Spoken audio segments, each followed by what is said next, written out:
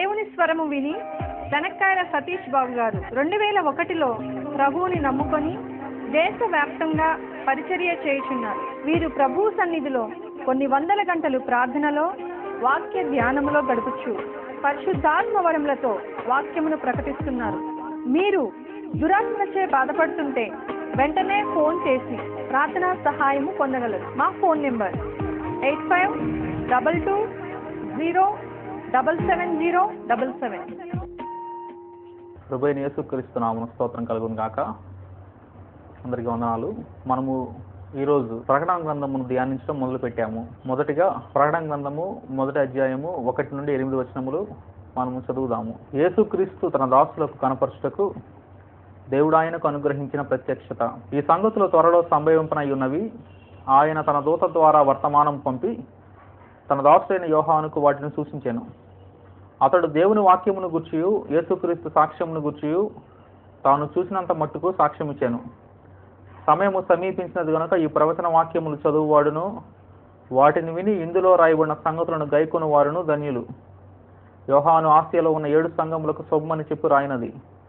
వర్తమాన భూత భవిష్యత్ కాలంలో ఉన్నవాని నుండి ఆయన సింహాసనం ఎదుట ఉన్న 7 ఆత్మల నుండి నమ్మకమైన సాక్షియు మృతుల్లో నుండి ఆది సంభూతుడుగా లేచిన వాడును భూపతులకు అధిపతియు నేను యేసుక్రీస్తు నుండి కృపా సమాధానములు మీకు కలుగునుగాక. మనలను ప్రేమించుచు తన రక్తం వల్ల మన పాపముల నుండి మనల్ని విడిపించిన వానికి మహిమయు ప్రభావమును యుగ యుగములు కలుగునుగాక. ఆమేన్.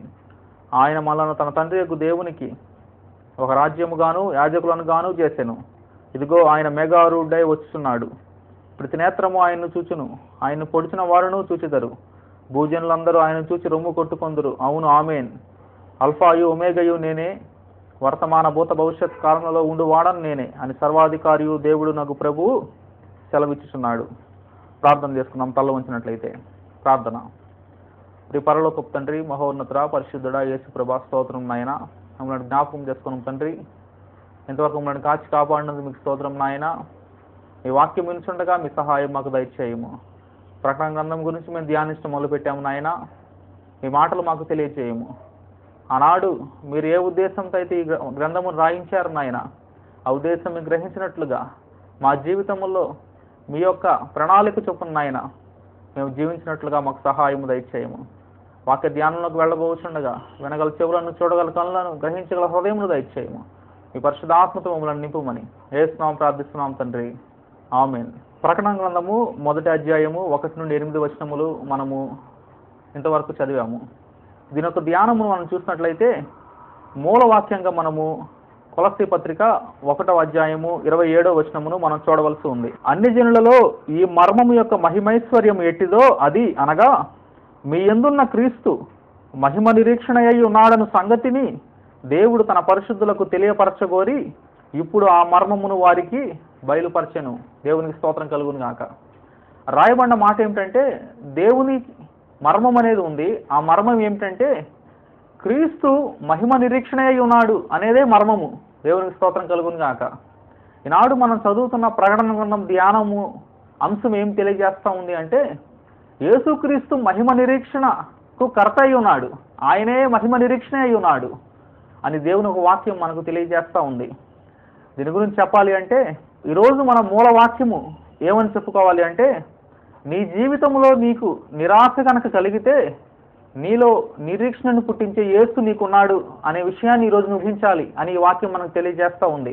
దేవునికి స్తోత్రం కలుగును గాక. నిజంగా జరిగిన ఒక సంఘటన మీకు చెప్తాను. సౌత్ అమెరికా ఖండంలో చాలా దేశాలు ఉన్నాయి. ఒక దేశంలో లోని అనే వ్యక్తి ఉన్నాడు. అతని తల్లి త్రాగుబోతు. ఆ దేశంలో కొన్ని లక్షల మంది ప్రజలు వీధుల్లోనే నివసిస్తారు. వారికి సరైన చదువు ఉండదు, సరైన కుటుంబాల వ్యవస్థ ఉండదు, అంతా రోడ్ల మీదే జీవిస్తూ ఉంటారు. అటువంటి పేద దేశంలో ఈ లోని అనే వ్యక్తి ఉన్నాడు. అతను చాలా పిల్లోడు, మైనర్ అని అంటారు మన భాషలో చెప్పాలంటే. తక్కువ వయసు కలిగిన వ్యక్తి. తల్లి, ఈ కుమారుడు ఇద్దరు కూడా రోడ్ల మీదే బతుకుతూ ఉన్నారు. మరి వారు బతకాలి అంటే ఎవరో ఒకళ్ళు ఆహారం ఇస్తే బతుకుతారు, లేదా దొంగతనాలు చేస్తూ ఏదో చేస్తే అలా బతుకుతూ ఉండేవాళ్ళు. ఒకరోజు పోలీసు వాళ్ళు వచ్చి ఈ తల్లిని కుమారుడిని అరెస్ట్ చేశారు. ఈ పిల్లోడు చిన్న వయసు కాబట్టి తీసుకువెళ్ళి బాల నేరస్తుల ఆ గృహంలో ఉంచారు. అది హాస్టల్ లాగా ఉంటుంది. అసలే పేద దేశం, ఇంకా ప్రభుత్వం వారిని ఏ విధంగా పట్టించుకుంటుందో మనం చూస్తూ ఉన్నాం. కాబట్టి ఆ హాస్టల్లో కూడా సరైన సదుపాయాలు లేవు, సరైన ఆహారం కూడా లేదు. అలా వారిని ఒక హాస్టల్ నుంచి ఇంకో హాస్టల్కి మారుస్తూ ఉన్నారు. ఎందుకంటే అనేక మంది బాల నేరస్తులు ఏదో ఒక నేరం వల్ల పట్టుబడి ఆ జైలుకి వస్తున్నారు. కాబట్టి ఆ సమయంలో ఈ పిల్లవాడు తన జీవితం అంతా కోల్పోయాను, నాకు అసలు ఏమీ లేదు, తినటానికే తిండి లేదు అని బాధపడతా ఉన్నాడు. జైల్లో ఉన్నాను, తల్లి సాగుబోతుగా ఉంది, తండ్రి ఎవరో తెలియదు, ఏంది ఈ జీవితం అని చెప్పి చాలా బాధపడతా ఉన్నప్పుడు అతడు యేసు ప్రభువుని గురించి విన్నాడు. విని యేసు ప్రభువును తన స్వరక్షకునిగా అంగీకరించాడు. తన జీవితంలో నిరాశతో ఉన్నాను, నాకు నిరీక్షణ పుట్టించు, ఆశను పుట్టించు, ఈ జీవితం మీద మంచి ఆశను పుట్టించని దేవుడికి ప్రార్థన చేశాడు. ఆ సమయాన అతను దేవుడిని నమ్ముకోవటాన్ని బట్టి కొన్ని రోజులకి ఒక క్రైస్తవ కుటుంబం, పిల్లలు లేని క్రైస్తవ కుటుంబం వారి వద్దకు వచ్చి ఆ పిల్లవాడిని దత్తత తీసుకుంటారు. అప్పటి నుంచి ఆ ధనవంత కుటుంబానికి ఇతనే వారసుడుగా మారాడు. ఒక మంచి చదువు చదువుకున్నాడు, మంచి వ్యాపారంలోకి స్థిరపడ్డాడు. ఒక గొప్ప జీవితాన్ని దేవుడు అతనికి దయచేశాడు. ఎందువల్ల అంటే అతను యేసు ప్రభువును తన స్వరక్షకునిగా అంగీకరించాడు. ఇది నిజంగా జరిగిన సంఘటన. ఇది సౌత్ అమెరికా ఖండంలో. ఈరోజు నీ జీవితంలో నీకు నిరాశ నిస్పృహలు కనుక ఉంటే యేసు ప్రభు ప్రకటన గ్రంథం ద్వారా నీతో మాట్లాడుతూ ఉన్నాడు. దేవుడు నీలో నిరీక్షణను పుట్టిస్తాడు. ఎందుకనగా మీ యందున్న క్రీస్తు మహిమ నిరీక్షణయ్యి ఉన్నాడు అనే మర్మమును దేవుడు మనకు బయలుపరుస్తున్నాడు. దేవునికి స్తోత్రం కలుగును గాక. ఆమేన్. కాబట్టి ఇంతవరకు మన సాక్ష్యాన్ని మనం చదివాం. మరి వాక్యాల్లోకి మనం వెళ్తే ప్రకటన గ్రంథం రాపించేటప్పుడు ఏ విధంగా రాయించారు అంటే అపోస్తలుడైన యోహాను చేత ఈ వాక్యాన్ని రాయించారు. అపోస్తలుడైన యోహాను ఈ ప్రకటన గ్రంథంలో రాయటానికి ఉన్న అర్హత ఏమిటంటే అపోస్తలుడైన యోహానికి ఆత్మవశము, ఎప్పుడు కూడా ఆత్మవశంలో ఉంటాడు, పరిశుద్ధాత్మ వశంలో ఉంటాడు. అంతేకాదు పరిశుద్ధాత్మ ప్రత్యక్షతను కలిగి ఉంటాడు. అంతేకాదు పరిశుద్ధాత్మ సంచారమును కూడా తన జీవితంలో కలిగి ఉన్నాడు. 3 అనుభవములు పరిశుద్ధాత్మ తన జీవితంలో గొప్ప కార్యాలు చేస్తాను అపోస్తలుడైన యోహాను గమనించాడు. అందువల్లే అతనిలో మహిమ దృష్టి, మహిమ తలంపులు, మహిమ కోరికలే ఎల్లవేళలా తన జీవితంలో కలిగి ఉన్నాడు అని మనము గమనించగలుగుతాం. దేవునికి స్తోత్రం కలుగును గాక. ఇంకా మనం చూస్తే ఈ ప్రకటన గ్రంథము ఒక ముఖ్య ఉద్దేశం ఏమిటంటే ఇది ప్రకటించవలసిన గ్రంథము కానీ దాచవలసినది కాదు అని దేవుని ఒక వాక్యం మనకు తెలియజేస్తూ ఉంది. ప్రకటన గ్రంథము అనగా ప్రకటించవలసిన గ్రంథము. దేవుడు ఎందుకోసం ఈ ప్రకటన గ్రంథం రాయించాడో అందుకోసం మనం ఏమై ఉన్నదో అది మనం తెలుసుకోవాలని దేవుడు ఎంతగానో ఆశపడతా ఉన్నాడు. పరిశుద్ధాత్మ మనకు అటువంటి నడిపింపును దయచేయను గాక. ఆమేన్. కాబట్టి మనం చూస్తూ ఉన్నాం మనలో నిరీక్షణ పుట్టాలి అని దేవుడు కోరుకుంటున్నాడు. కాబట్టి ఈ ప్రకటన గ్రంథమును ప్రవచన రూపంగా దేవుడు రాయించాడు. దేవునికి స్తోత్రం కలుగును గాక. ప్రవచనము ద్వారా మనం ఎప్పుడు కూడా నిరీక్షణ పొందుతాం.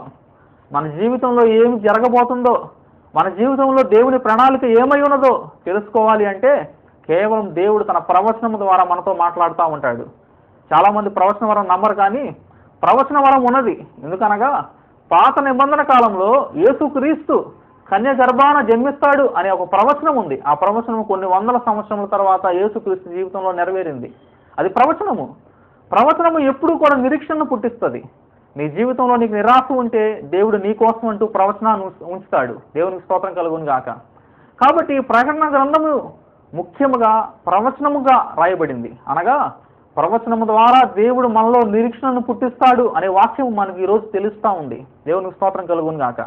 ఇంతకీ ఏమా ప్రవచనం అంటే the revolution of Jesus Christ, అనగా యేసుక్రీస్తు యొక్క ప్రత్యక్షత అనే ప్రవచనాన్ని మనం చూస్తూ ఉన్నాం. మన జీవితంలో దేవుడు మనతో మాట్లాడుతున్న ప్రవచనం ఏమిటంటే యేసుక్రీస్తు యొక్క ప్రత్యక్షతే ప్రవచనము. దేవునికి స్తోత్రం కలుగును గాక. ఆ లోని అనే వ్యక్తి యేసుక్రీస్తును తెలుసుకొని ఏ విధంగా అయితే నమ్ముకున్నాడు దేవుణ్ణి, ఎలాగైతే నిరీక్షణ పొందాడో ఈరోజు మన జీవితంలో కూడా మనం ఏ స్థితిలో ఉన్నా దేవుడు ప్రవచనం ద్వారా, యేసుక్రీస్తు ప్రత్యక్షత అనే ప్రవచనం ద్వారా దేవుడు ఈరోజు మనతో మాట్లాడుతూ ఉన్నాడు. దేవునికి స్తోత్రం కలుగును గాక. ఇంతకీ దేవుడు ఏ విధంగా యేసుక్రీస్తు మనకు ప్రత్యక్షపరుస్తూ ఉన్నాడు అంటే మనం ఒక ఉదాహరణ చూసుకుందాం. ఏమంటామంటే దాన్ని పాత నిబంధన కాలంలో అనేక ప్రవచనాలు ఉన్నాయి. ఈ ప్రవచనాలన్నీ మనం చదువుతూ ఉన్నాం, కానీ వాటి వల్ల మనకు కలిగే ఉపయోగం ఏమిటో మనం గ్రహించలేకపోతా ఉన్నాం. ఈరోజు మనం కొన్ని విషయాలు చూద్దాం. ఆదాము అవ్వలు పాపం చేసినప్పుడు దేవుడు వారితో ప్రవచన రీతిగా మాట్లాడుతూ ఉన్నాడు. ఆ స్త్రీ కన్నా కుమారుడు ఏం చేస్తాడంటే ఈ పాపమును తీసివేస్తాడు అని ఒక ప్రవచనంగా మాట్లాడతాడు యేసు ప్రభు. దేవుడు ఆదికాండం 3వ అధ్యాయంలో మాటలు మనం చూస్తాం. కాబట్టి ప్రవచనము ద్వారా ఏం జరుగుతుందంటే పాపములు కూడా దేవుడు తీసివేస్తాడు అని మనం జన్మించక ముందే దేవుడు ప్రవచనం ద్వారా మనతో మాట్లాడాడు అనే విషయాన్ని మనం గ్రహించగలుగుతాం. అంతేకాదు క్రీస్తు మానవ స్వరూపం ధరించుకోవాలన్న ఆశతో ఆయన బెత్లెహేము గ్రామంలో జన్మిస్తాడని కూడా మేకా అనే ప్రవక్త ప్రవచనం ద్వారా తెలియజేశాడు. క్రీస్తు మనలాగే జీవితానికి లోకానికి వచ్చాడు అనే విషయాన్ని ఆయన రాకముందే ప్రవచనం ద్వారా మన లేఖనాల్లో మనం చూస్తూ ఉన్నాం. ఇవన్నీ ఎందుకు రాయబడ్డాయి అంటే దేవుడు మనలో నిరీక్షణను పుట్టించడానికి దేవుడు ఏమిని రాయించాడు. అనేకమైన ప్రవచనాలు ఉన్నాయి. అనారోగ్యం వచ్చినప్పుడు ఆయన పొందిన గాయముల చేతే మనం స్వస్థ పొందుతున్నాము, ఆయన పొందిన దెబ్బలే మనకు ఆరోగ్యం కలుగ చేస్తున్నవి అని యెషయా గ్రంథం 53వ అధ్యాయంలో మనం చూస్తూ ఉన్నాం. అనగా అనారోగ్యం వచ్చినప్పుడు మనల్ని బాగు చేయు క్రీస్తు యొక్క హస్తములు మనకు తోడుగా ఉన్నవి అని ప్రవచనం మనకు తెలియజేస్తూ ఉంది. దేవునికి స్తోత్రం కలుగును గాక. కాబట్టి ప్రవచనము మనం నిర్లక్ష్యం చేయరాదు. ప్రవచనము దేవుని వద్ద నుండి మాత్రమే వస్తుంది. మనుషులు ఇచ్చను బట్టి ప్రవచనం ఎన్నడూ కలగదు. అలా కలిగిన ప్రవచనములు నెరవేరను కూడా నెరవేరవు. దేవునికి స్తోత్రం కలుగును గాక. కాబట్టి దేవుడు మాట్లాడు మాటే ప్రవచనము. ఆ మాట మనలో ఏమై ఉండాలంటే యేసుక్రీస్తు యొక్క ప్రత్యక్షత అయి ఉండాలి. యేసుక్రీస్తును తెలుసుకున్నప్పుడు మన సమస్యను మనం పరిష్కరించలేకపోవచ్చు, కానీ దేవునికి సమస్తమును సాధ్యము. కాబట్టి దేవుడు మన సమస్యను పరిష్కరించగలడు అని ఈ ప్రవచనం మనకు నేర్పుతా ఉంది. దేవునికి స్తోత్రం కలుగును గాక. కాబట్టి దేవుడు ఏమంటున్నా అంటే యేసుక్రీస్తు ఎవరో తెలియని వారికి యేసుక్రీస్తుని తెలియజెప్పటమే ప్రత్యక్షత. దేవునికి స్తోత్రం కలుగును గాక. అంతవరకు కనపడకుండా ఉన్నాడు ఆయన దేవుడు అని మనం ఆలోచిస్తూ ఉన్నాం. దేవుడు ఎలా ఉంటాడో, ఏం చేస్తూ ఉంటాడో, మన కోసం దేవుని ప్రణాళిక ఏమిటో మనకు అర్థం కాని స్థితిలో మనం జీవిస్తూ ఉన్నాం. కానీ ఆయన యేసుక్రీస్తు ద్వారా తను తాను బయలుపరుచుకుంటా ఉన్నాడు అనేదే ప్రత్యక్షత. దేవునికి స్తోత్రం కలుగును గాక. కాబట్టి యేసుక్రీస్తుని మనం ఎప్పుడైతే చూస్తామో అప్పుడు దేవుడు ఏమై ఉన్నాడో మనం గ్రహించగలుగుతాం. యేసుక్రీస్తుని చూసినప్పుడు దేవుడు ఏ విధంగా అయితే ఉన్నాడు ఆ విధంగా మనం యేసుక్రీస్తుని చూడగలుగుతూ ఉంటాం. దేవునికి స్తోత్రం కలుగును గాక. కాబట్టి ఈ లోకంలో ఆయన యేసుక్రీస్తు ఉన్నప్పుడు తన తల్లి, తన సహోదరులు, ఆయన శిష్యులు అందరూ కూడా ఆయన మరుగు చేయాలని చూశారు. అయితే ఎప్పుడైతే ఆయన తను తాను ప్రత్యక్షపరుచుకున్నాడో ఆయన అంటాడు, నేను భూమి మీద నుండి పైకెత్తబడిన ఎడల అందరినీ నా యొద్దకు ఆకర్షించుకుంటాను అన్నాడు. ఆయన శిలువలో మరణించి అందరినీ తన యొద్దకు ఆకర్షించుకుంటా ఉన్నాడు.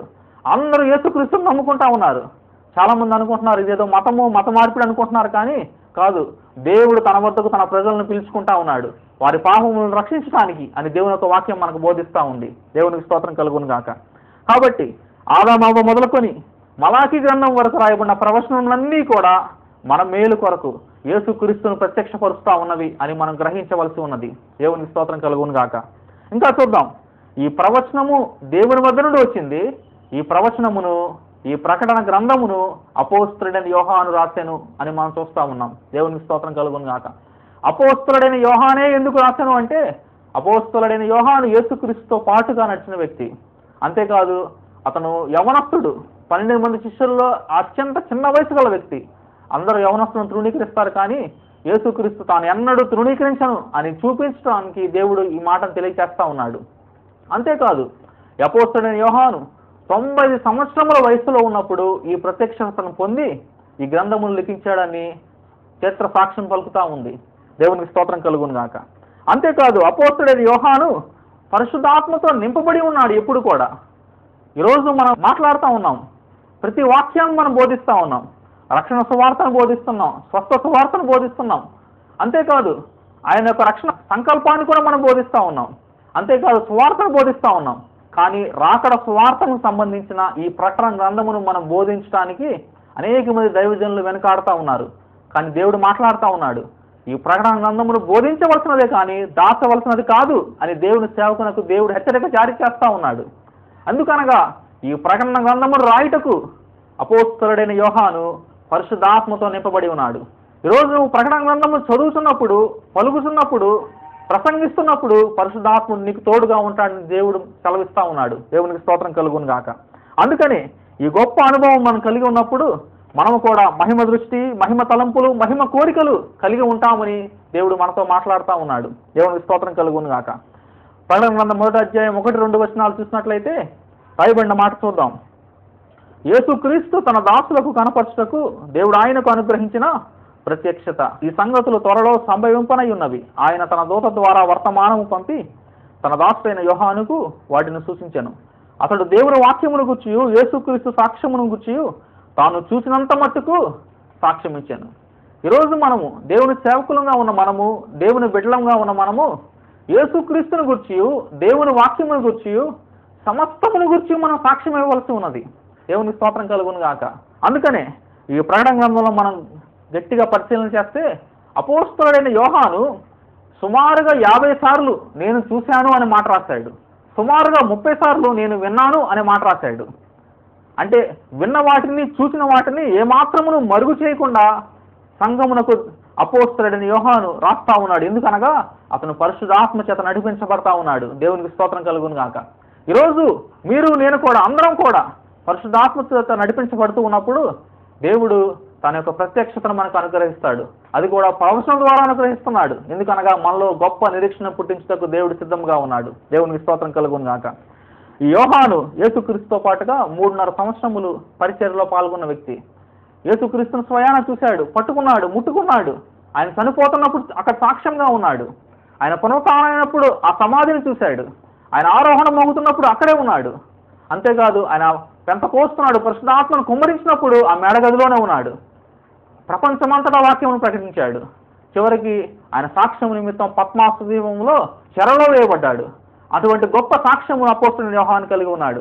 ఇంతకాలం సంఘాల కోసం కష్టపడ్డాను, ఇంతకాలం సువార్త కోసం కష్టపడ్డాను, నాకేంటి ఈ జీవితం, నేను చెరసాలలో ఉండాల్సి వచ్చింది ఏంటి, ఎవ్వరు లేని స్థితి, సంఘం లేదు, వాక్యం చెప్పడానికి వినేవారు లేరు, ఏమిటి జీవితము, కానీ సరైన వస్తువులు లేవు, ఈ చెరసాలలో ఉంటే ఏమిటి, యేసుక్రీస్తు నిమిత్తము అని ఏమాత్రము ఆలోచించకుండా అతను ప్రతి దినము ఆత్మతో ఉండగలిగిన వ్యక్తిగా ఉన్నాడు. ఈరోజు మనం కూడా అపోస్తలుడైన యోహాను వలె మన ఆత్మతో నింపగలిగి ఉన్నప్పుడు మనం ఏ స్థితిలో ఉన్నా కూడా అపోస్తలుడైన యోహాను కలిగిన మహిమ నిరీక్షణ మన జీవితంలో ఉంటుందని ఈ వాక్యం మనకు సాక్ష్యం ఇస్తూ ఉంది. అందుకనే యోహానుకు వీటిని సూచించాను అనే మాట రాయబడింది ఈ వాక్యం. చూడండి, అక్కడ తన దాసుడైన యోహానుకు వాటిని సూచించాను. ఈరోజు మనం కూడా దేవుడు సూచిస్తూ ఉన్నాడు ఈ వాక్యములన్నింటినీ కూడా. దేవునికి స్తోత్రం కలుగును గాక. అందుకనే అక్కడ ఏమీ లేదు సమాధిలో, కానీ గొప్ప నిరీక్షణ ఉందని యోహాను గుర్తించగలిగాడు. ఈరోజు సమాధిలో ఏమీ లేదు, యేసు ప్రభువును ఉంచిన ఆ సమాధిలో ఏమీ లేదు, కానీ సమాధిని జయించిన యేసుక్రీస్తు మనకు గొప్ప నిరీక్షణ ఇస్తున్నాడు అనే విషయాన్ని మనం ఈరోజు గ్రహించవలసి ఉంది. దేవునికి స్తోత్రం కలుగును గాక. ఆమేన్. చివరిగా చూస్తే ప్రకటన గ్రంథము 1వ అధ్యాయం 3వ వచనంలో, సమయము సమీపించినది గనుక ఈ ప్రవచన వాక్యములు చదువువాడును వాటిని విని ఇందులో రాయబడిన సంగతులను గైకొను వారును ధన్యులు. ఈరోజు మనం ధన్యులు అవ్వాలని ఎంతగానో ఆశపడతా ఉన్నాం, కానీ దేవుడు ముందుగానే మాట్లాడుతూ ఉన్నాడు. ఈ ప్రవచన వాక్యములు చదువువాడును వాటిని విని ఇందులో రాయబడిన సంగతులను గైకొను వారును ధన్యులు. ఈరోజు నీ ధన్యత జీవితము ప్రకటన గ్రంథం 1వ అధ్యాయం 3వ వచనంలో దాగి ఉన్నది. దేవునికి స్తోత్రం కలుగును గాక. నువ్వు చదువు, వార్తాపత్రికలు చదవటము, రకరకాల పుస్తకాలు చదవటము, లోక జ్ఞానం సంపాదించుకునే పుస్తకాలు చదవటం వల్ల నీకు ఎంతో కొంత మేలు కలుగుతుందేమో, కానీ నువ్వు ధన్యుడు అవ్వాలంటే ఈ ప్రవచన వాక్యము చదవవలసి ఉన్నది, వాటిని వినవలసి ఉన్నది, వాటి ప్రకారము నీవు అనుసరించవలసి ఉన్నది అని దేవుడు నీతో స్పష్టంగా మాట్లాడుతూ ఉన్నాడు. దేవునికి స్తోత్రం కలుగును గాక. కాబట్టి నీవు చేయవలసింది ఏమిటంటే నీవు ప్రవచనమును నమ్మవలసి ఉన్నది. దేవునికి స్తోత్రం కలుగును గాక. ఆమేన్.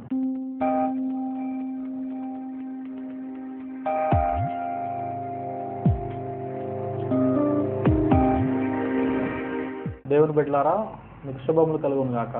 బైబిల్ సెలవిస్తుంది అపోస్తల కార్యము 10వ అధ్యాయం 38వ వచనంలో, యేసుక్రీస్తు మేలు చేయుచు అపవాది చేత పీడింపబడిన వారిని అందరినీ స్వస్థపరిచెను అని లేఖనాన్ని మనం చూస్తూ ఉన్నాం. యేసుక్రీస్తు నిన్న నేడు నిరంతరము ఏకరీతిగా ఉన్నాడు అని వాక్యాన్ని మనం చూస్తూ ఉన్నాం. యేసుక్రీస్తు నిన్నటి దినాన అందరినీ స్వస్థపరుస్తూ అపవాది చేత పీడింపబడిన వారిని బాగు చేయుచు ఆయన మేలు చేయుచు అంతరించినట్లుగా మనం జ్ఞాపకం చేస్తున్నాం. కాబట్టి ఈ దినంలో కూడా యేసు ప్రభు అదే కార్యాన్ని చేస్తాడని నమ్మకంతో మనం ప్రార్థన చేయవలసి ఉంది. ప్రార్థన చేసుకున్నాం. అందరూ తల ఉంచినట్లయితే ప్రార్థన. ప్రియ పరలోకపు తండ్రి, మహోన్నత పరిశుద్ధుడా యేసు ప్రభు, స్తోత్రం నాయన. జ్ఞాపకం చేసుకున్నాం తండ్రి, ఇంతవరకు మనల్ని కాల్చి కాపాడినందుకు మీకు స్తోత్రం నాయన. ఇచ్చిన సమయాన్ని బట్టి స్తోత్రం, స్థలాన్ని బట్టి మీకు స్తోత్రం నాయన. దేవుని వాక్యంలో మీరు సెలవిచ్చినట్లు 2-3 నా నామమును ఎక్కడ కూడి ఉందరో అక్కడ నేను వారి మధ్య ఉన్నారో మీరు సెలవిచ్చారు తండ్రి. 2 ఏకీభవించి భూమి మీద ప్రార్థన చేస్తారు, పరలోకం ఉన్న తండ్రి వద్ద నుంచి నెరవేరుతున్నారు మీరు సెలవిచ్చారు నాయన. దేవా, మేము ప్రార్థిస్తున్నాం తండ్రి. ఎంతమంది అయితే ఈ ప్రార్థనతో ఏకీభవిస్తూ ఉన్నారో వారికి జవాబును దయచేయం నాయన. మరి ముఖ్యంగా మేము శరీర అనారోగ్యం గురించి ప్రార్థిస్తున్నాం తండ్రి. ప్రతి విధమైన ఆయన చేతబడి శక్తులతో, దురాత్మ శక్తులతో బాధపడుతున్న గురించి ప్రార్థిస్తున్నాం తండ్రి. వారికి జ్ఞాపకం చేసుకున్నాం నాయన. చాలా మంది అనారోగ్యానికి పాలైపోయిన ఆయన మీ ప్రార్థనకు రాలేకపోతున్నారు తండ్రి. వారి గురించి ముఖ్యంగా ప్రార్థిస్తున్నాం నాయన. మీ సన్నిధిలో వారు ఉంటకు జ్ఞాపకం చేసుకున్నాము.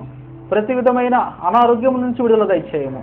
యేసుక్రీస్తు నామం బట్టి మేము ప్రార్థన చేస్తే ఏమడితే అది ఇస్తారని మీరు సెలవిచ్చారు తండ్రి. ఈనాడు సంఘంలోకి వస్తూ వస్తూ అనారోగ్యంతో బాధపడుతూ ఆగిపోయిన బిడ్డల గురించి ప్రార్థిస్తున్నాం నాయన. వారు ఆరోగ్యం కలిగి మందిరంలోకి వచ్చి సాక్ష్యం ఇచ్చినట్లుగా వారికి సహాయం దయచేయము. మీ గాయపడిన హస్తంతో ముట్టుము స్వస్థపరచం తండ్రి. దేవుని వాక్యం సెలవిస్తుంది తండ్రి. నీ వద్దకు వచ్చి వాడిని ఎంత మాత్రం బయటకు తోసివేయవు కనుక నాయన బిడ్డల మరలా నీ వద్దకు వచ్చే సహాయం దయచేయము. ఎంతమంది అయితే పిల్లలు చదువుకుంటూ ఉన్నారో, జ్ఞానం లేకుండా ఉంటూ ఉన్నారో, తెలివి లేకుండా ఉంటూ ఉన్నారో వారందరికీ జ్ఞానం దయచేయం తండ్రి. వాక్యంలో మీరు సెలవిచ్చారు తండ్రి. ఎవరికైనా జ్ఞానం కొదువుగా ఉండడం దేవుని అడుగువలను ఆయన ఎవరిని గద్దించక ధారాళముగా దయచేయడం మీరు సెలవిచ్చారు నాయన. ఇదన ముందు ఎంతమందికి అయితే జ్ఞానం కొదువుగా ఉన్నదో, తెలివి తక్కువగా ఉన్నదో వారి గురించి ప్రార్థిస్తున్నాం నాయన. వారి జ్ఞాపకం తెచ్చుకున్నాము, తెలివిని జ్ఞానము దయచేయం తండ్రి. దేవుని వాక్యము చదువుతో కావాల్సిన జ్ఞానమును కూడా దయచేయం నాయన. మీ సహాయము దయచేయం తండ్రి. అనేకులు ప్రార్థిస్తున్నారు నాయన, వారికి జ్ఞాపకం తెచ్చుకున్నాం తండ్రి. పిల్లల గురించి ప్రార్థిస్తున్నాం నాయన, ఎదుగుతుండగా వారికి బలమును ప్రసాదించము. ప్రతి విధమైన అనారోగ్య సమస్యలు కలుగుతుండగా వాటి నుంచి విడుదల దయచేయం తండ్రి. లోకంలో అనేక రకమైన పాపములు పెరిగిపోయిన అనేకమైన రోగములు వస్తున్నాం నాయన, వాటన్నిటి నుంచి విడుదల దయచేయం తండ్రి. బిడ్డలను కాపాడు నాయన. తమ భవిష్యత్తులో మంచి ఆరోగ్యంగా ఉంటే సహాయం దయచేయం తండ్రి. ఎంతమంది అయితే వివాహం కాకుండా ఉన్నారో వారి గురించి ప్రార్థిస్తున్నాం నాయన. వివాహము చేయం తండ్రి. దేవుని వాక్యంలో మీరు సెలవిచ్చారు తండ్రి. ఆదాము ఒంటరిగా ఉంటే మంచిది కాదని మీరు సెలవిచ్చి అవన్నీ ఇచ్చారు నాయన. జ్ఞాపకం చేస్తున్నాం తండ్రి. బైబిల్ సెలవిస్తుంది నాయన. సుబుద్ధి గల భార్య యెహోవా యొక్క దానమని మీరు సెలవిచ్చారు తండ్రి. ఎంతమంది పురుషులకి వివాహం కాకుండా వారికి వివాహం దయచేయం తండ్రి. ఒక మంచి సుబుద్ధి గల భార్యను దయచేయం నాయన. గుణవత్తరైన భార్యను దయచేయం తండ్రి. స్త్రీల గురించి ప్రార్థిస్తున్నాం తండ్రి. ఎంతమందికి వివాహం కాకుండా వారి గురించి ప్రార్థిస్తున్నాం నాయన. మంచి యవనస్తుని దయచేయం తండ్రి. మీ సహాయం దయచేయం నాయన. ఈ లోకం పరిస్థితుల కల్లే కాకుండా నాయన దేవుని మీకల్లే చూస్తూ నాయన వారి యొక్క జీవితాలను కట్టుం తండ్రి. ఎంతమందికి అయితే వివాహం కాకుండా వారి గురించి ప్రార్థిస్తున్నాం నాయన. వారికి ఉన్న ప్రతి ఆటంకమును తొలగించు తండ్రి. ఏస్తున్నామని తొలగించు నాయన. వివాహంలో మార్గం సరళం చేయం నాయన. జ్ఞాపకం చేస్తాం తండ్రి. మీరు తండ్రిగా ఉండి వారికి ఈ కార్యము జరిగించు తండ్రి. గొప్ప సంతోషకరమైన దీవెన వారి జీవితంలో దయచేయం నాయన. జ్ఞాపకం చేసుకున్నాం తండ్రి. వివాహం అన్ని విషయంలో ఘనమైందని మీరే కలిగించారు నాయన. అటువంటి గొప్ప ఘనమైన కార్యం వారి జీవితంలో జరుగునట్లుగా మీరు కృప చూపు నాయన. ఏస్తున్నాము జరుగును వాకని మేము ఆజ్ఞాపిస్తున్నాం తండ్రి. మరి వివాహం ఇంకా పిల్లలు పుట్టకున్న వారి గురించి ప్రార్థిస్తున్నాం తండ్రి. వారి జీవితంలో నాయన వారికి సంతోషం దయచేయం తండ్రి. ఎవా జ్ఞాపకం చేసుకున్నాం నాయన. పిల్లలు లేకుండా ఉండటం మీ చిత్తం కాదు నాయన. అనేక మంది పిల్లలు లేకుండా ఉన్నప్పుడు నాయన వారు మీకు ప్రార్థించినప్పుడు మీరు వారికి సంతానం దయచేస్తారని దేవుని వాక్యం సాక్ష్యం ఇస్తూ ఉంది నాయన. వారిని ప్రార్థిస్తున్నారు తండ్రి. ఇప్పుడే పిల్లలు కలగాలని నాయన, వారి జీవితంలో ఉండాలని వారు కోరుకుంటున్నారు నాయన. అయా వారికి కావాల్సిన స్థితి వారికి దయచేయం తండ్రి. ఆ బిడ్డలను మీకు సమర్పించి మీ సేవకు ఉపయోగించినట్లుగా వారికి సహాయం దయచేయం తండ్రి. ఏవా బిడ్డలు కలిగినట్టు సహాయం దయచేయం నాయన. ఆ భూమిని నింపండి మీరు వాగ్దానం చేశారు నాయన. ఆ భూమిని నింపడం అనగా పిల్లలు పుట్టిన ఆయన అనేకులు మిమ్మల్ని సూచించినట్లుగా సహాయం దయచేయం తండ్రి. జ్ఞాపకం చేసుకోండి తండ్రి. వ్యాపారం చేస్తున్న బిడ్డలను, ఉద్యోగం చేస్తున్న బిడ్డలను, ఉద్యోగం లేని బిడ్డలను, జీవితంలో సరైన ఎదుగుదల లేని బిడ్డల గురించి ప్రార్థిస్తున్నాం తండ్రి. వారందరికీ మేలు చేయం నాయన. ఎవరి వద్ద చేయి చాపి నాయన తగ్గింపడి స్థితిలో కాకుండా నాయన గౌరవమైన స్థితిలో ఉంటే వారికి సహాయం దయచేయం తండ్రి. బిడ్డల గురించి ప్రార్థిస్తున్నాం, మరుముఖంగా ప్రార్థిస్తున్నాం తండ్రి. అప్పులు పాలైపోయిన ఆయన ఎంతో ఆందోళనగా ఉన్న బిడ్డల గురించి ప్రార్థిస్తున్నాం తండ్రి. వారికి మీ మేలు చేయం నాయన, సహాయం దయచేయం తండ్రి. అప్పుల నుంచి విడుదల దయచేయం నాయన. బైబిల్ చదివిస్తాం తండ్రి. నన్ను నమ్ముకున్న వారు తలగా ఉంటారు కానీ తోకగా ఉండరు. అప్పు ఇస్తారు కానీ అప్పు చేయరని మీరు సెలవిచ్చారు తండ్రి. బిడ్డలు నాయన అప్పు చేయకుండా అప్పు మొత్తం తీరుటకు సహాయం దయచేయం తండ్రి. ఎంతో ఆందోళనకు గురవుతున్న బిడ్డల గురించి ప్రార్థిస్తున్నాం నాయన. వారందరి జీవితంలో ఆర్థిక సంబంధించిన విషయంలో మీరు పరిష్కారం దయచేయం తండ్రి. మీ దశం భాగం మీకు ఇచ్చిన ఆయన, మీ కానుకలు మీకు ఇచ్చిన ఆయన, మిమ్మల్ని గణపరిచిన ఆయన, మీ వద్ద నుంచి ఆశీర్వాదం పొందినట్టు వారికి బిడ్డలకు సహాయం దయచేయం తండ్రి. ఆనాడు అబ్రహాము తన ఆస్తి అంతట్లో నాయన, తన సంపాదన అంతట్లో దశం భాగం ఇచ్చినట్టుగా మనం చూస్తున్నాం నాయన. అబ్రహామును ఆశీర్వదించారు తండ్రి. అటువంటి గొప్ప ఆశీర్వాదం బిడ్డలకు కలిగినట్టు సహాయం దయచేయం తండ్రి. జ్ఞాపకం చేసుకున్నాం నాయన. ఇంకా ప్రార్థిస్తున్నాం తండ్రి. లివర్ సమస్యతో, కిడ్నీ సమస్యతో బాధపడుతున్న బిడ్డల గురించి ప్రార్థిస్తున్నాం నాయన. వారికి జ్ఞాపకం చేస్తున్నాం తండ్రి. శరీర అవయవములు ఎంతో అమూల్యమైనవి నాయన, కానీ అనేక కారణాల వల్ల వారు వాటిని రోగము తెచ్చుకున్నారు తండ్రి. వాటన్నింటి నుంచి విడుదల దయచేయం నాయన. మీరే మాకు దిక్కని మేము ప్రార్థిస్తున్నాం తండ్రి. మీ సహాయం దయచేయం నాయన. లివర్ సమస్య ఇప్పుడే తొలగిపోవును కాక నాయన. కిడ్నీ సమస్య ఇప్పుడే తొలగిపోవును కాక తండ్రి. మీ సహాయం దయచేయం. వేస్తున్నాం మీ కార్యం జరుగును కాక ఆజ్ఞాపిస్తున్నాం తండ్రి. సహాయం దయచేయము. తల నుంచి అరికాల వరకు నాయన అనేక రోగములతో అనేక అవయవములు పెరగకుండా అనేక మంది పెరుగుతున్నారు నాయన. వారిని జ్ఞాపకం చేసుకోండి తండ్రి. ప్రతి అవయమును ముట్టుం తండ్రి. ఊత చేయగల వ్యక్తికి సరైన చేతినిచ్చిన దేవుడు మీరే నాయన. ఈరోజు అనేక మంది అవయవములు బాగోకుండా నాయన పుట్టినప్పుడు వారి జ్ఞాపకం తెస్తున్నాం తండ్రి. మంచి అవయవములు దయచేయము నాయన. మీకు అసాధ్యమైన లేదు తండ్రి. చనిపోయిన వారిని సైతం బ్రతికించే దేవుడు మీరే ఉన్నారు కనుక నాయన మీ కార్యం జరిగించము తండ్రి. ప్రతి వాహనంలో చిరునవ్వు చూచుట, సంతోషం చూచుట మీకు ఆనందమై ఉన్నది నాయన. జ్ఞాపకం తెస్తున్నాం తండ్రి. మీ సహాయం దయచేయము. ఈ మధ్య వచ్చిన భయంకరమైన రోగం ఉంది నాయన, HIV AIDS అనే రోగం ఉంది తండ్రి. అనేకులు వాటిలో పడిపోయిన ఆయన జీవితం చంద్రవందరు చేస్తున్నారు తండ్రి. వారందరి గురించి ప్రార్థిస్తున్నాం నాయన. వారు మీకు ప్రార్థిస్తున్నారు తండ్రి. ఎవరికైతే ఈ రోగం ఉందో ఇంకెన్నడూ ఆ పాపం చేయకుండా ఉన్నట్లు వారికి తీర్మానం దయచేయము తండ్రి. వారి ఈ రోగం నుంచి విడుదల పొందినట్లు సహాయం దయచేయము. మీకు అసాధ్యమైనది లేదు నాయన. ఏ రోగమైనా మీ ముందు నిలవదు, ఏ దయ్యము నిలబడదు నాయన. మీరు మేలు చేయ దేవుడు, అపవాదిని బంధించే దేవుడు, అపవాదిని ఓడించిన దేవుడు మీరు నాయన. మరణమునే జయించిన దేవుడు. కాబట్టి మీకు ప్రార్థిస్తున్నాం తండ్రి. HIVని AIDS జ్ఞాపకం చేస్తున్నాం నాయన. ఆ రోగంతో ఉన్న వారందరికీ జ్ఞాపకం చేస్తున్నాం తండ్రి. వారు మీకు ప్రార్థిస్తుండగా వారిలో మారు మనసును దయచేయం, పశ్చాత్తాపం దయచేయం, వారికి విడుదల దయచేయం తండ్రి. తమ జీవితకాలం అంతయు మీకు నమ్మకస్తులుగా జీవించే సహాయం దయచేయం తండ్రి. మగ్ధలేని మరి తమ జీవితాన్ని మార్చుకుని మీ అంబడించినప్పుడు నాయన ఆమెను గొప్ప శిష్యురాలుగా మీరు చేశారు తండ్రి. ఇదన్న ముందు ఎంతమంది అయితే రోగంతో బాధపడుతున్నారో వారందరికీ స్వస్థ దయచేయం తండ్రి. మీ సహాయం దయచేయం నాయన. మీ వద్దకు వచ్చినట్లు గొప్ప దయచేయం తండ్రి. మార్గం సరళం చేయం నాయన. అనేకులు నడుము వంగిపోయి నడుస్తున్నారు నాయన, వారు నడుము నిలబడ్డకు సహాయం దయచేయము. అనేకులు కుంటి కాలుకు నడుస్తున్నారు తండ్రి, వారు నడుచుటకు సహాయం దయచేయము. అనేకులు నత్తివాణిగా ఉన్నారు తండ్రి, వారి మాటలు వచ్చేటకు సహాయం దయచేయము. అనేకులు చూపు లేకుండా ఉన్నారు నాయన, చూపు వచ్చేటకు సహాయం దయచేయము తండ్రి. జ్ఞాపకం చేసుకున్నాం నాయన. ప్రతి విధమైన సమస్య నుంచి విడుదల దయచేయం తండ్రి. మరి ముఖ్యంగా ఇంకా ప్రార్థిస్తున్నాము నాయన. దయ్యములు పట్టిన వారి గురించి ప్రార్థిస్తున్నాం తండ్రి. ఏ దయ్యము యేసు ముందు నిలబడదు కనుక నాయన ప్రతి దయ్యము వెళ్ళిపోవను దాకా ఆజ్ఞాపిస్తున్నాం తండ్రి. అపవాదిని బంధించిన దేవుడు ఈ అపవాదితోలైన దయ్యములను కూడా బంధించము నాయన. మీ సహాయం దయచేయం తండ్రి. ఎవరైతే ప్రార్థిస్తున్నారో మా బిడ్డకు దయ్యం పట్టింది, మా ఇంట్లోని వారికి దయ్యం పట్టింది, వారిని పోగొట్టని ప్రార్థిస్తున్నారు, వారందరితో కలిసి నేను ప్రార్థిస్తున్నాను నాయన. ఆ దయ్యము వెళ్ళిపోవును గాక ఏస్తున్నాం ఆజ్ఞాపిస్తున్నాం తండ్రి. ప్రతి దయ్యము వెళ్ళిపోయి వారి జీవితంలో సంతోషం కలుగును గాక. మిమ్మల్ని స్తుతించున్నట్లుగా మాకు సహాయం దయచేయం తండ్రి. మీ కృపలో భద్రపరచు నాయన. ఇంకా జ్ఞాపకం చేస్తాం తండ్రి. అనేకులు చేతవరి శక్తులతో, దయ్యపు శక్తులతో ఆయన అనేక మంది బాధపడుతున్నారు తండ్రి. వారందరికీ విడుదల దయచేయం తండ్రి. లోకంలో అనేకమైన కార్యములు దేవునికి వ్యతిరేకంగా జరుగుతున్నాయి నాయన. వారందరూ చేస్తున్నారు తండ్రి. వారి వల్ల అనేకులు బాధపడుతున్నారు నాయన. ఎంతమంది అయితే ఈ చేతబడి శక్తులతో, దైవ శక్తులతో బాధపడుతున్నారు వారందరికీ విడుదల కలుగునుగా ఆజ్ఞాపిస్తున్నాం తండ్రి. ప్రతి విధమైన శాపము, శ్రమను కొట్టివేస్తున్నాం నాయన. మీ సహాయం దయచేయం తండ్రి. వంశ పారంపర్య శాపమును, శిక్షను ఏస్తున్నామని కొట్టివేస్తున్నాం నాయన. ఏసు రక్తమును బట్టి వారిని పరిశుద్ధపరచం తండ్రి. ఏసు నామమును బట్టి మీకు మోకాళ్ళ సహాయం దయచేయం నాయన. ఈ కార్యము జరిగించం తండ్రి. ఇంకా ప్రార్థిస్తున్నాం నాయన. అనేకులు తీవ్రమైన మందులకు లోనే ఉన్నారు తండ్రి. అనేకమైన అనుమానములకు లోనే ఉన్నారు నాయన. అనేకమైన అవమానాలకు లోనే ఉన్నారు తండ్రి. వారందరి గురించి ప్రార్థిస్తున్నాం తండ్రి. వారందరికీ విడుదల కలుగునుగా ఆజ్ఞాపిస్తున్నాను ఆయన. ఇంకా కేవలం యేసు ప్రభువును మాత్రమే చూస్తూ వారి జీవితం నడుచుటకు సహాయం దయచేయము. పాటలు పాడుతుంటూ, వాక్యం చెప్పుతూ, సాక్ష్యం ఇస్తూ వారి జీవితం కొనసాగుటకు సహాయం దయచేయము. వీళ్ళందరినీ దీన్ని ఆశీర్వదించి మహిమనందుమని యేసు నామమున ప్రార్థిస్తున్నాం తండ్రి. ఆమేన్.